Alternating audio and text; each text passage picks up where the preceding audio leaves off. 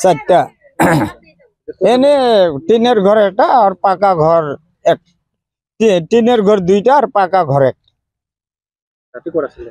রাতে ইয়েতে তেরপাল বান্ধি আসছিল, পথে এখন ভাঙাইলো, তাম্বুল গাছ পড়ার কারণে ভাঙাই নিল।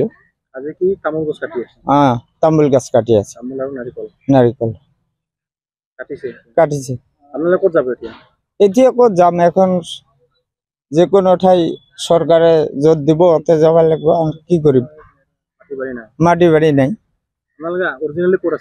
অরিজিনাল গোৱালপাৰা ডিস্ট্ৰিক্টেৰ মানুষ, এই গোৱালপাৰা ঘাটপাড়াৰ অলপ ইপেনে পেলাই। কিমান বছৰ মানে আমাৰ 1979 আমি ইয়াতে ভোট দেওয়া মানুষ, তেতিয়াৰ বেৰে ইয়াতে ইয়াতে ডাঙৰ দীঘল হৈছে।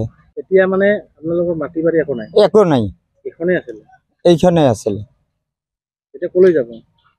এখন কত যাম, কি সমাচার? এখন তো যেহেতু বাড়ি ঘর সরকারে ভাঙাই দিল, আমি কোনো কাজে পেছাল করা নাই। এখন সরকারে যেটা সিদ্ধান্ত লয় তাতে আমার মানতে হবার লাগবে, এর উপরও তার কি কম। গোটা কমপ্লিট ভাঙাইছে। আজি কি হব? আজি কালি তামুল গাছ কাটিয়েছে, আজি তাম্বুল গাছ কাটিয়েছে, কালি ঘর ভাঙাইছে, আজি তাম্বুল গাছ কাটিয়েছে।